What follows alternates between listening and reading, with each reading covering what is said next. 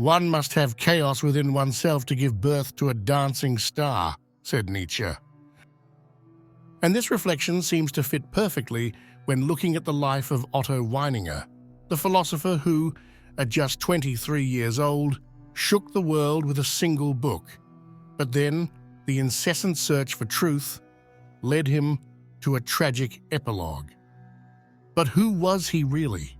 And why do his ideas continue to be discussed even today? It is important for us on the channel to emphasize that, in this, as in other content, we dissociate ourselves from the specific ideas proposed, many of which we believe to be outdated, limited, and questionable. However, we propose his thought for its uniqueness and for its ability to offer fascinating food for thought, reasons that we will share at the end of the video.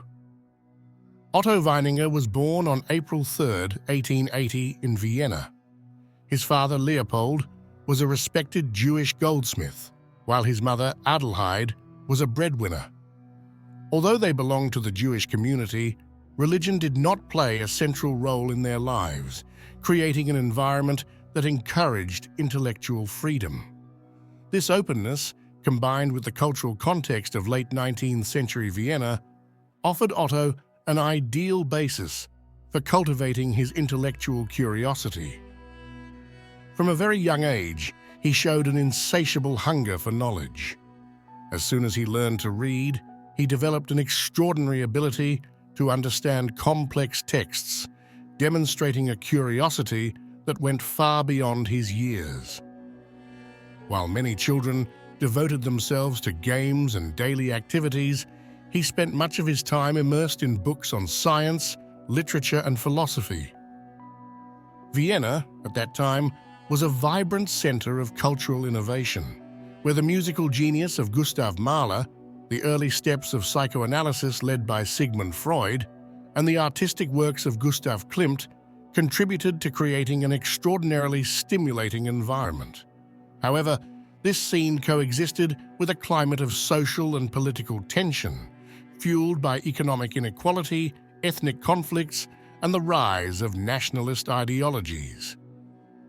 All this cultural ferment and the social tensions of the time were the ground on which Weininger's first reflections germinated, reflections that would give birth to a theory destined to leave a profound mark. In his view, human identity was not limited to being determined by biological gender, but represented the dynamic interaction of two metaphysical forces, the masculine and the feminine.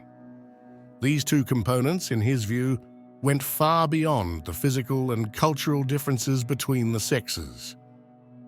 For Weininger, the masculine embodied logic, morality, and individuality, values he considered fundamental to human progress, while the feminine was associated with emotion, chaos, and dependence. However, no individual could be entirely masculine or feminine. Each human being was, according to him, a unique and unrepeatable combination of these two energies, a balance that defined each person's personality and destiny. She also argued that emancipation was only possible for those women who possessed masculine traits, as in the case of some lesbians. According to her theory, female life was deeply linked to the sexual dimension. On the one hand, in the act itself, represented by the figure of the prostitute, and on the other, in its result, embodied by motherhood. In contrast, he attributed to man, or rather to the male component present in the personality, the task of aspiring to genius. This meant, in his conception, renouncing sexuality and orienting one's existence towards a higher, abstract, and absolute love, identified with the idea of God, to be sought within oneself. This perspective, deeply influenced by Schopenhauer's thought, did not limit itself to proposing a new reading of identity and sexuality, but raised questions and controversies, especially for the way in which it interpreted the role of women in society. His theories, in fact, suggested that some qualities associated with the feminine were intrinsically inferior, a point of view that attracted numerous criticisms, but also a heated debate and undeniable attention. These ideas found their greatest expression in the book Sex and Character, published in 1903, a work that sought to explore in depth the complex relationships between identity, morality, and sexuality. The book did not just address gender issues. It also addressed broader themes, such as the nature of genius and the meaning of love. Genius was not an innate gift, but the fruit of a life dedicated to the search for truth and the highest moral values. According to him, only those who were capable of transcending mediocrity and fully embracing individuality could aspire to this greatness, a trait he associated predominantly with the male component of the human being. As always, I remember that your support is a very precious gesture and decisive for the future of the channel. Thank you very much.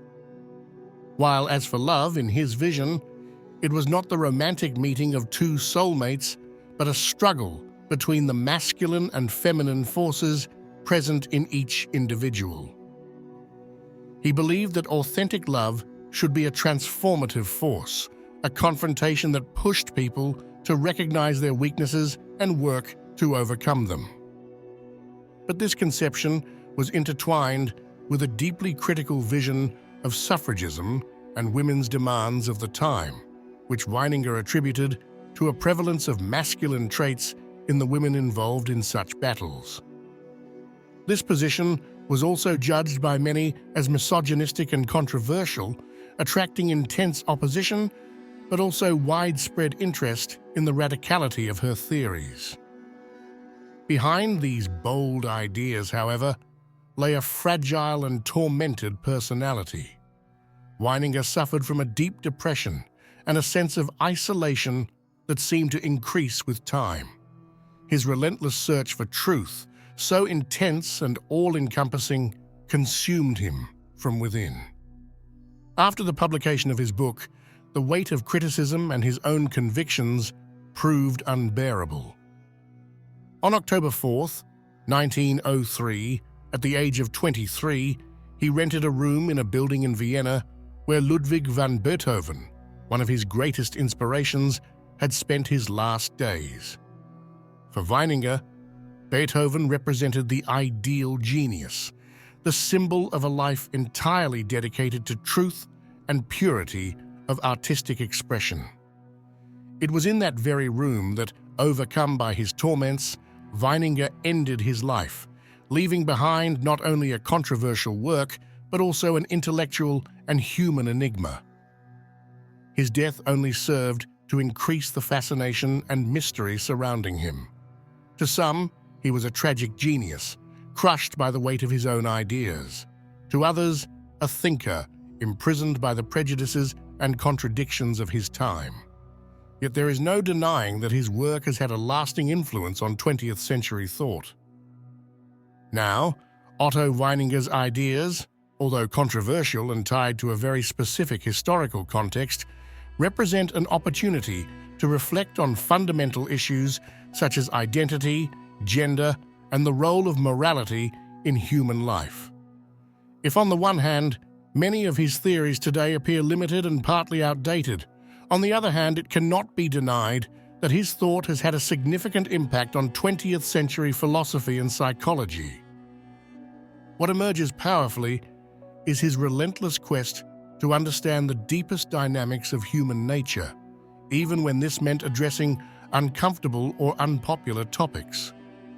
His vision of the struggle between masculine and feminine as metaphysical forces could today be reread in a symbolic key, capable of stimulating a broader and less polarizing dialogue.